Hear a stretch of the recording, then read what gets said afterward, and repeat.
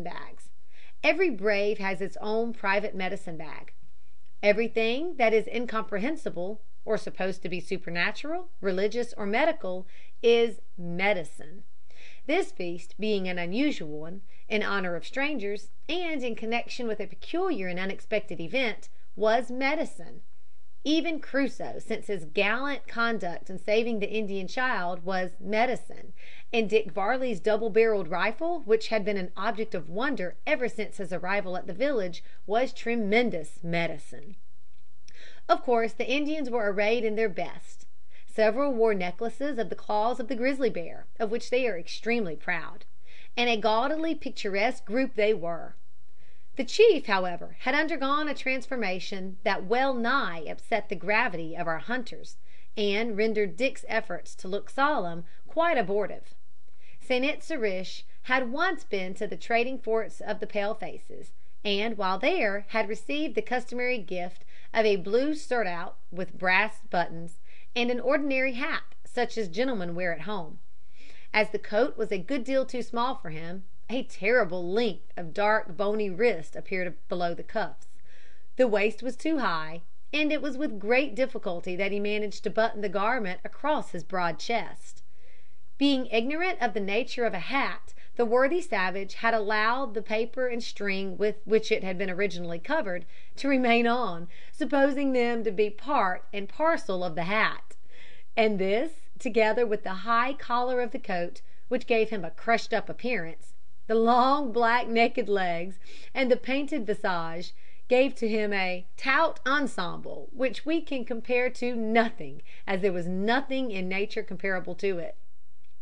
Those guests who assembled first passed their time in smoking the medicine pipe until the others should arrive.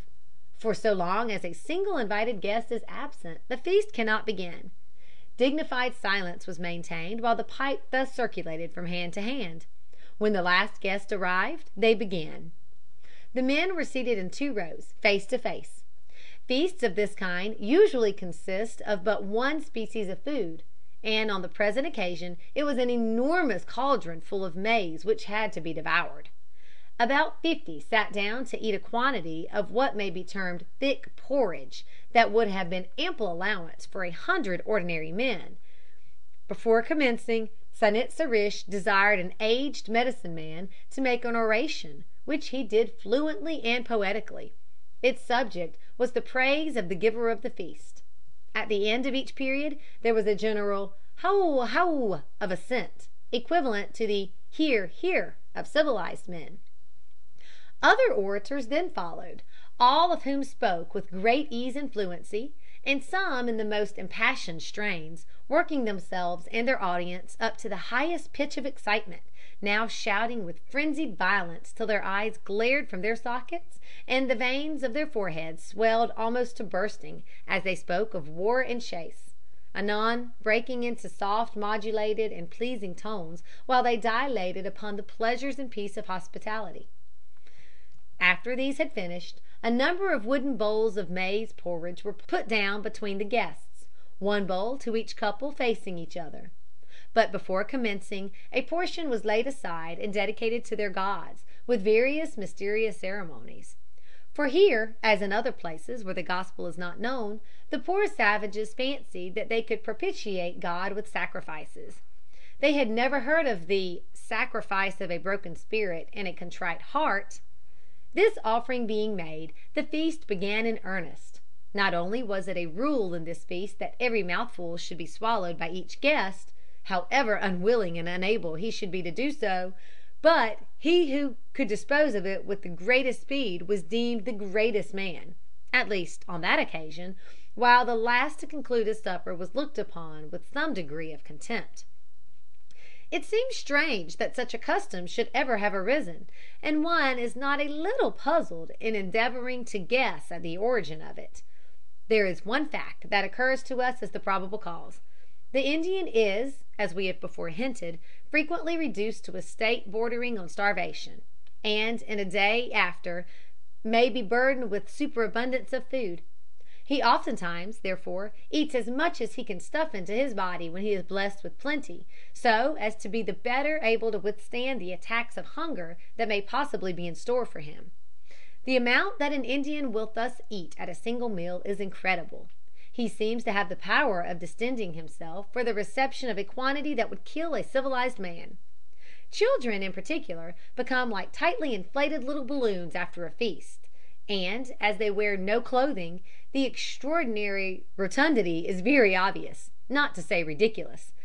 We conclude, therefore, that unusual powers of gormandizing, being useful, come at last to be cultivated as praiseworthy. By good fortune, Dick and Joe Blunt happened to have such enormous gluttons as vis-a-vis that the portions of their respective bowls which they could not devour were gobbled up for them. By good capacity and digestion, with no small amount of effort, Henry managed to dispose of his own share. But he was last of being done, and fell in the savage's esteem greatly. The way in which that sticky compost of boiled maize went down was absolutely amazing.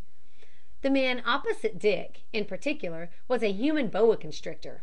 He well nigh suffocated Dick with suppressed laughter.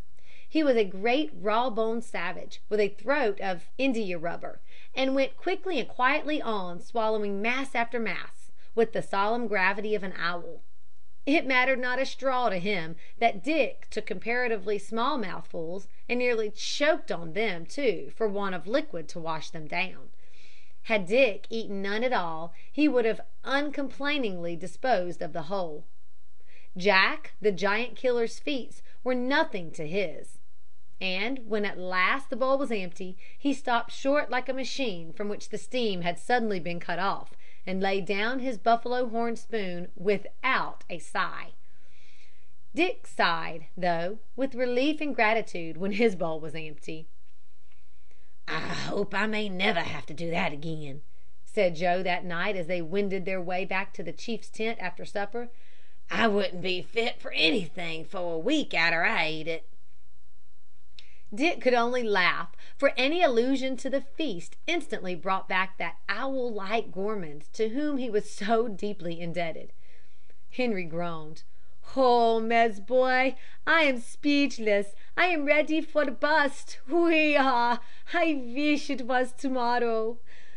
Many a time that night did Henry "wish it was tomorrow," as he lay helpless on his back, looking up through the roof of the chief's tent at the stars, and listening enviously to the plethoric snoring of Joe Blunt. He was entertained, however, during those waking hours, with a serenade such as few civilized ears ever listened to. This was nothing else than a vocal concert performed by all the dogs of the village, and as they amounted to nearly 2,000, the orchestra was a pretty full one. These wretches howled as if they had all gone mad, yet there was method in their madness, for they congregated in a crowd before beginning, and sat down on their haunches. Then one, which seemed to be the conductor, raised his snout to the sky, and uttered a long, low, melancholy wail. The others took it up by twos and threes, until the whole pack had their noses pointing to the stars, and their throats distended to the uttermost, while a prolonged yell filled the air. Then it sank gradually, one or two, bad performers probably, making a yelping attempt to get it up again at the wrong time. Again the conductor raised his nose, and out it came full swing. There was no vociferous barking. It was simple wolfish howling increased in fervor to an electric yell, with slight barks running continuously through it, like an obbligato accompaniment. When Crusoe first heard the unwonted sound, he sprang to his feet, bristled up like a hyena, showed all his teeth, and bounded out of the tent, blazing with indignation and astonishment.